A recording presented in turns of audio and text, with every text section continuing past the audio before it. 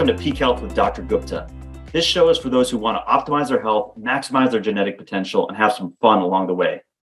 Today's show will be about a topic that's potentially life-changing. Well, not potentially, but that is life-changing, the power of gratitude. To discuss this topic, we have my personal coach and a good friend of mine, Mariola Czarniak. Mariola is a TEDx speaker, a coach, the founder of Maximum Results Academy, and she helps leaders and organizations to take their performance to the next level of excellence and live a life of fulfillment. She has worked with leaders, athletes, TEDx speakers, best-selling authors, startups, nonprofits, Fortune 500 companies all over the world, and we're very happy to have her. Welcome, Mariola. Welcome. I'm so grateful to be here. Thank you. We're happy to have you. So we'll go right ahead and start off with a simple question. Why is gratitude so important? Well, Ravi, I always say, I have this saying, a gratitude a day keeps a doctor away. Maybe not every single doctor, but it's so helpful. And gratitude has been found in the neuroscience, in the science, and the newest research just shows how much gratitude can offset stress. And we know how much stress causes a lot of medical conditions. And just fueling yourself with a little bit of the gratitude, even few moments, it really helps to negate negative emotions, because the negative thought and the positive thought cannot both coexist. So that positive thought, that gratitude, if we cannot find anything else, we can just think of something we're grateful for, and it will help to negate that negative thought.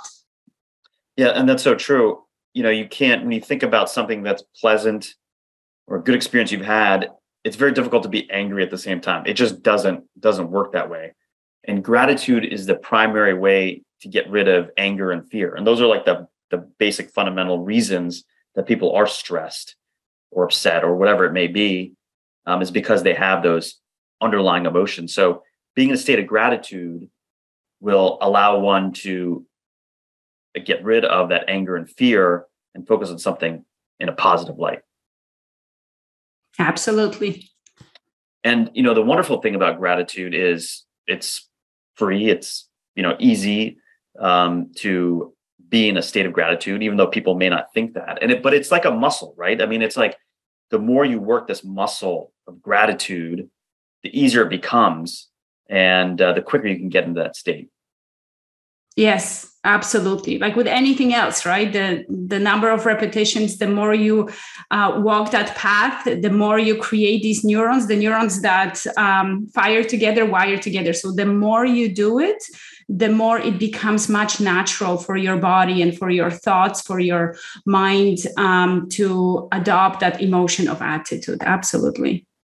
Yes. And I think you also made a very important point in that, we live stressful lives, or we perceive this stress, and that stress has an adverse effect on our physiology, our health, and every chronic condition is exacerbated by stress. I mean, there's no question. It's very well based in the literature. People that are stressed constantly, that aren't sleeping well, that have stressors, not only kind of mental stressors, but outside stressors as well. They just they do poorly. They don't live as long. Their chronic conditions worsen. So the power of gratitude is that if you get yourself in this state, if you're in a state of gratitude more often than not, those stressors will absolutely lessen. And they have to, because as we said earlier, you can't have the positive and negative emotions happening at once. So not only does gratitude help you, feel good, kind of be in a better mental state, but actually physiologically, biochemically, it's helping you as well. Yes. And it taps really into resourcefulness, right? Like oftentimes when you're talking about state, Ravi, when we are in unresourceful state, the state where we are feeling maybe angry or fearful or upset and not grateful, it's much harder to come up with the decisions. It's much harder to resolve the problem. It's much harder to be a much more loving individual. And while we are grateful, it's much easier to open up this resource resourcefulness within ourselves, and as well as outside, for the guidance to be able to access the resources that are necessary to whether it's to make a decision or be more present with our loved ones, or whatever it's required in the moment. Excellent. So we're going to talk about, maybe first we'll talk about some examples of where gratitude has maybe changed your life, or maybe a client of yours or someone that you know. And then we can talk about ways that we can use gratitude in our lives to better our lives. So could you think of an example, or maybe your own personal one, or another one that's very pertinent about gratitude and how it's changed a life? Oh, like gratitude for me personally, totally changed my life.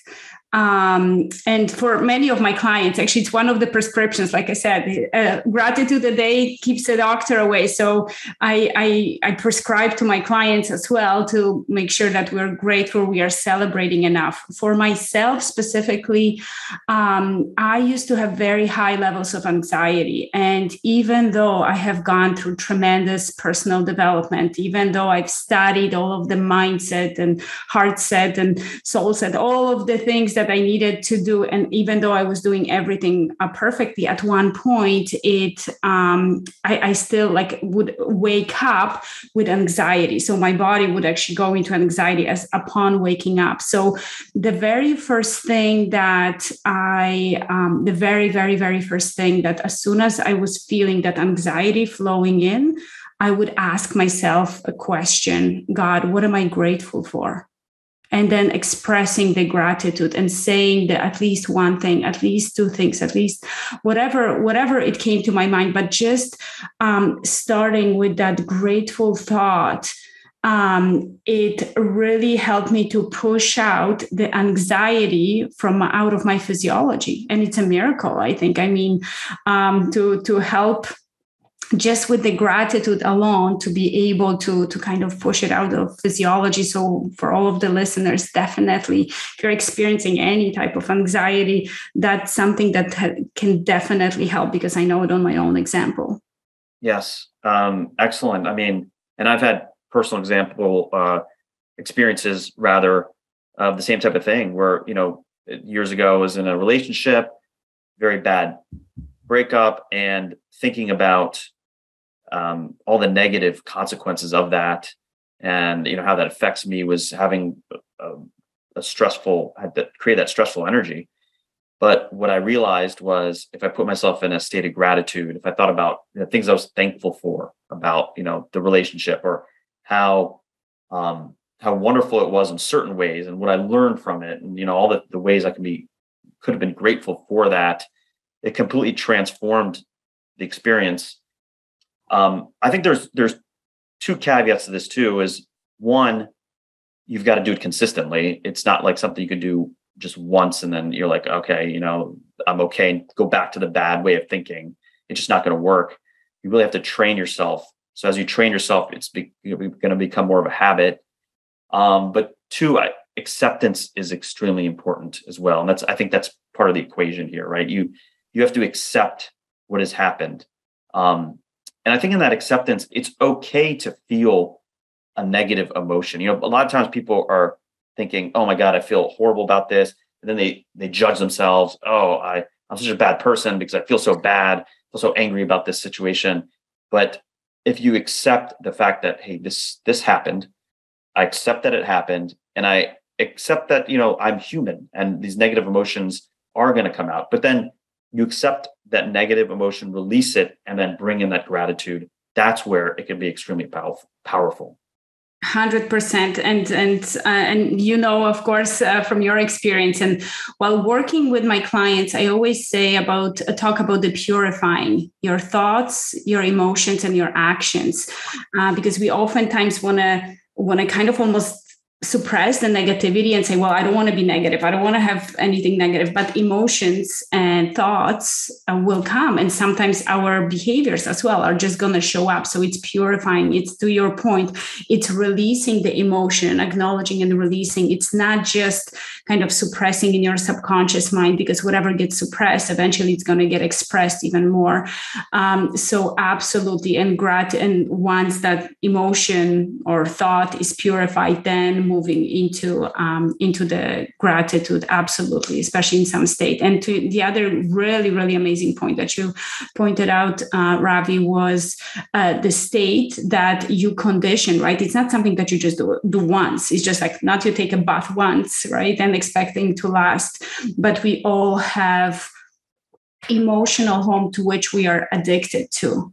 And the reason why we're addicted to, because our brain is a survival brain and loves what's familiar. So when we are holding on to that, sometimes the angry state or fearful state, it's a familiar, or need for certainty, like it's a familiar state. It's our home.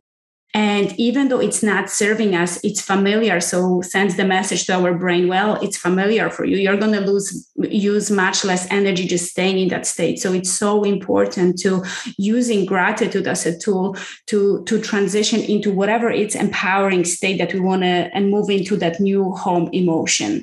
And then condition that with time, as you said, don't do it once, but do it every day, multiple times per day, until it's conditioned. Because again, we get addicted to emotions, and then emotions get habituated, and then we are gonna remember, as to your point, like more of like what happened in this relationship to kind of feel bad. Or once we go and create the new emotional home, we actually will remember all the things that are great.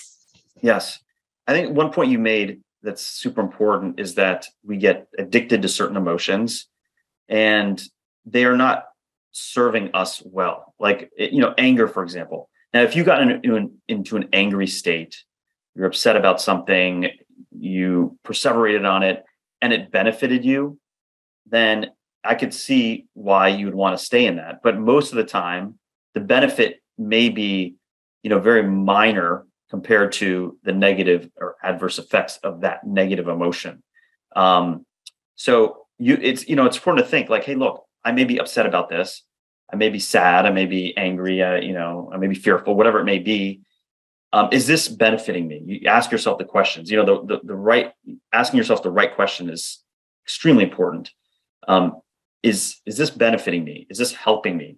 And if it is, hey, then for whatever reason, maybe you need to stay in that angry, fearful state. But if it's not, most of the times it's not, then shift. And you got to shift your state. Now I guess that's the next question, Mariola, is how do you shift if you're like in that state of anger?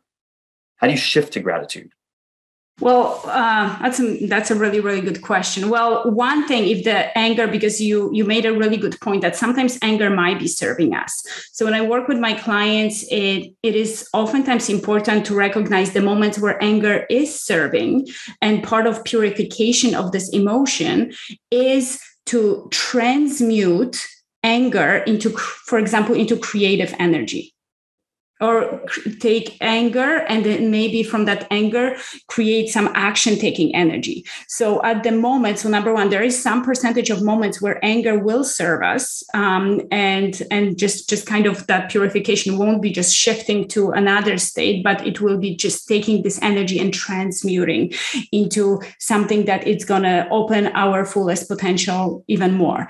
The second part, to shift, the fastest way to shift any emotional state is to shift your physiology.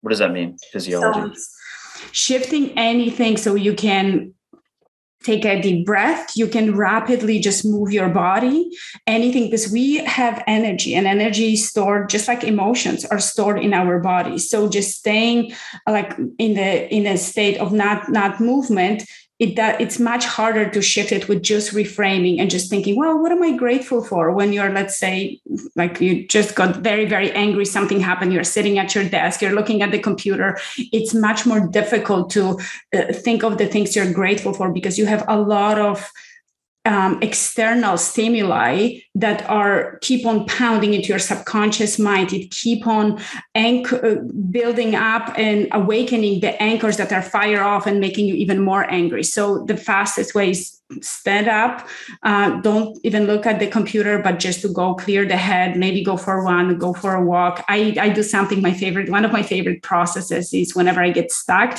is running for breakthroughs, where I will go for a run to shift my state.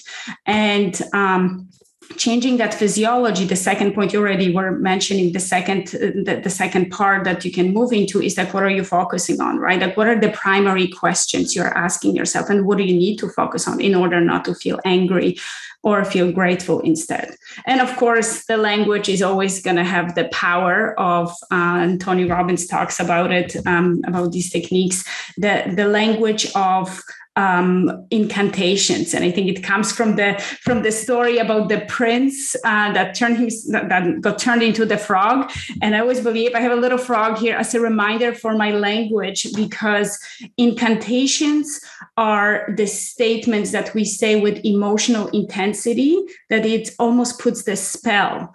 And it truly does put a spell, so we can turn ourselves into the frog or into the prince or princess.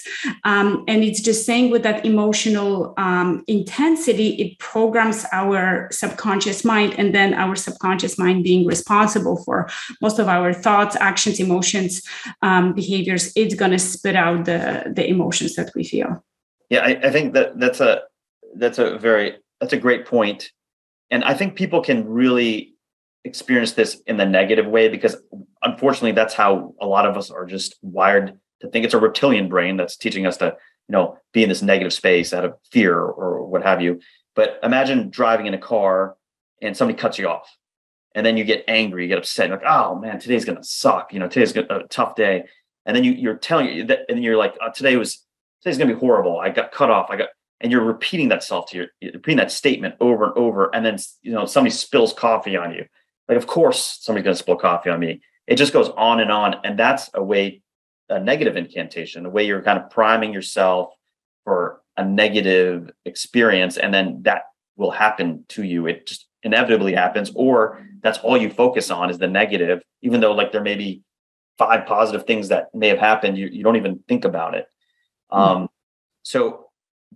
just to that, Ravi, it's a very important point. And not only, so let's say you're driving and then somebody just cuts you off. So not only that stacking of the emotions or negative circumstances is going to build that emotional state, but even in reverse, or like, remember how I was talking about, we habituate our emotions, the emotions become habituated. So when we are addicted to the emotion of anger, we actually are going to look at more of she just cut off, or she just cut in front of me. We're going to look for the more opportunities to be angry, and we're going to look for more and more. We actually are going to use our higher faculties, and a couple of those are our memory and our imagination to even magnify.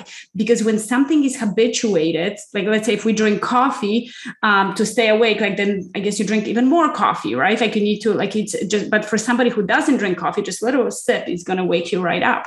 So it's the same with emotions. If you're already habituated that anger, you actually are going to magnify. So number one, your reticular activating system is going to find more people that are upsetting you when you're driving, or people at work that are upsetting you. Your neighbor's dog might be upsetting you, because you will be literally just kind of like seeing like, how can I get more of that feel so I can stay in that anger home emotion? Yes. And again, I think this brings us back to that point. If this is serving you, then do it. Like if just somebody's cutting you off and being angry at them can somehow make that go away, which obviously is not going to happen, but be angry. But most of the time it's not. So make that decision. Hey, this is not serving me. Let me make the switch. And the way, what you said, Mariola, is key. Is because that's a lot of people ask us, how do you make that switch? The first is your physiology, your body language, your posturing, your breathing. Like that is the first and ultimate way to start down this process. Because if you are, another example, if you're sad, everybody knows what a sad person looks like, head down, kind of shoulders rolled over, looking down. And then, maybe smile and try to be really happy in that position, it's hard. But if you're sitting up straight, shoulders back, your arms are out, you automatically almost have this happy feeling. So your body position, your physiology, your focus, ask yourself the right questions like, hey, what can I be grateful for? What about this situation will help me? What can I learn? And then the proper language, like you mentioned, incantations. Once you start doing those things, you can shift your state. And that's what I feel like people don't understand that. They don't realize that you can shift your state from one to another and do it pretty intentionally and easily once you build a muscle up. And it's such a powerful tool to have. And you can do it. It's possible to do. You're not stuck in a state all the time. Mm-hmm. It's really just making that decision, right? That you want to change and being okay with that decision. And to your point, like even the posture, something that the research, right, proves, I think it's from Harvard, Stanford, that power pose.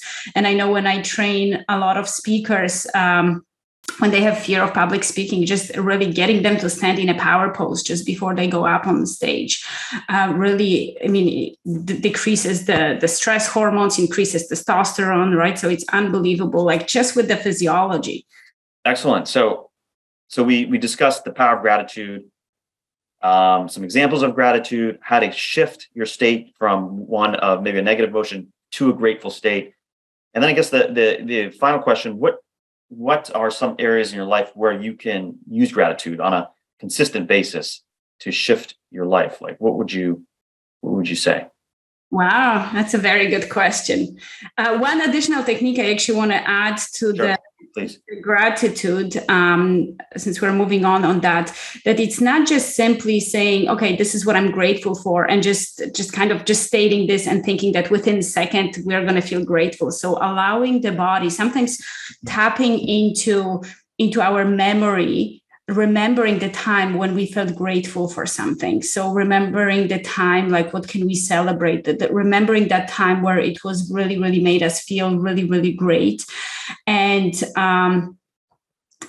then what we do in that moment, like we are really flooding ourselves with that emotion, and don't just move from it like right away, but really stay with that emotion for at least 20 seconds. So allowing the body, the nervous system to really get used to the emotion, make it more and more familiar. So that was just something. And the same with imagination. If you cannot think of the time you're grateful for, well, God gave us that beautiful higher faculty imagination where we can imagine what could we be grateful for. So that's an excellent point, because what I do, and I meditate every morning, I focus on gratitude, self-love, forgiveness, three very powerful emotions and states. Gratitude is obviously so important, maybe the most important, but all of them are important. But the way sometimes when I'm in a place where I can't get the answer of why or what I can see that's positive in the situation, I think about my kids, who I'm incredibly grateful for my kids. I love them unconditionally, and that feeling, that positive feeling that I feel about them, then it sort of like permeates into everything else, and then I can maybe get more into that state of gratitude. Yeah, that's definitely a good tip. Yeah, absolutely. And also, and that's kind of going into your second question, and also just adding to that, with the gratitude, if we don't, we can always find something that we are grateful for in the situation. So the worst situation, there is something to be grateful for. And Napoleon Hill, the author of Think and Grow Rich, said that every adversity has equal or greater seed of opportunity. And like any other seed, it's up to us to nourish that seed, because the seed will grow into a beautiful, fruitful tree, or the seed will die. So it's so important to really nourish that seed and find that seed of opportunity. And the other big point of that is that if not for that adversity, so even if we think it's the worst thing, I can't find anything grateful for, remembering, and that's something that I always go to if I can use extra gratitude in the area, remembering that there is always learning from it. And then I introduce myself to the other self. in the moments of adversity, we get to introduce ourselves to the other selves that it's very difficult to find when we are living the life. I mean, I would say from my over 10 years of experience of coaching amazing high achievers, I would say 99% of the times, 99% of the population probably cannot find it kind of just living unless there is some type of little adversity or big adversity that happens. And maybe monks, right, that sitting in Himalayan and meditate, they're able to find that other self. But most of the people, it's really that seed of adversity, that seed of opportunity in adversity helps to grow into the fruitful tree. So if anything else fails, and I know I use it, this is my personal thing, whenever I need to use it, I use it as a gratitude technique. If I can't think about this specific situation, just knowing, okay, I wonder what kind of part of my other self I'm going to introduce myself to. And so you can always be grateful for awakening the other self. So by the other self, you mean like a kind of new part of you that you haven't explored before? 100%. Yeah, the one that's that gets to tackle whatever that adversity is. Gets to nourish. Yeah. Yes. Okay. And yes, so you're grateful for the opportunity because you've created an opportunity. Every time you feel this discomfort, you feel like there's something new. You're not, whatever emotion you may feel, you've actually created an opportunity where you can grow, and that is, you can be grateful for that and develop a new part of yourself. Yeah, discover the other, and it's always like, so if I cannot find anything, that's always my go-to. Got it. And the area, so you're asking, that's a very good question, but the area I guess that I can improve on, and I always use this area because I can always improve on my patience. Sometimes I'm not patient, and I have 3 boys. So being the mom of 3 boys, sometimes it's challenging to have the patience all the time. And one of the things that I practice when I see, let's say, they're doing something and I can hear them, they're doing something that I might not be the most happy about.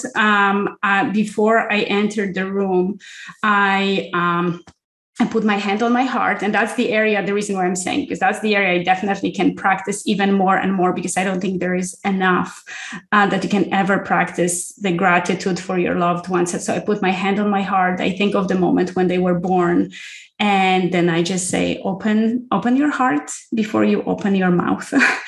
And then just feeling grateful, just entering, and my state is much different to tackle whatever I need to tackle with them. That's great. I can only imagine with 3 boys how much you must use that technique to get through situations. I would add to that, places where I found being grateful was helpful and is helpful is in the morning. Waking up, and I mentioned this earlier. I always start my day with this power hour, and part of that is meditating and focusing on gratitude is so important because that primes you for the day. Just like we talked about, somebody cutting somebody off, you're priming yourself for the negative. Well, this is priming yourself for the positive. You think about all the things you're grateful for, really feel the gratitude, and that really helps. And then also at night before you go to bed, you also do the same thing. People have a gratitude journal. They write down the things they're grateful for. And that helps you while you're sleeping. It kind of programs your subconscious so that when you wake, you're kind of naturally in this state. So if you constantly do this, you create a habit out of it, you just are uplifting yourself. You're creating a new state and making it very easy for yourself to be in a state of gratitude. Absolutely. Morning and evening, the best times to program your subconscious mind. The first best time was when we were young, and now this is the second best time. Yes.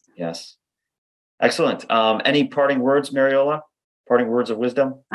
With regards to the gratitude, I would say being really present with you, with the world, with the loved ones. I had a distinction this morning during my prayer. And instead of just reciting the gratitude, I just thought of celebrating some of the things, like how far I've come, and some of the things that at one point for me were just a dream. So if you have in your life, something that was once a dream and you already achieved it, even just feeling grateful for that and staying present from the moment to moment, really embracing present moment. And even with the breath, sometimes I would take each breath and just saying, thank you, God, for even giving me that extra breath, that extra day, so I can serve more. And so just really staying present will also help to be grateful.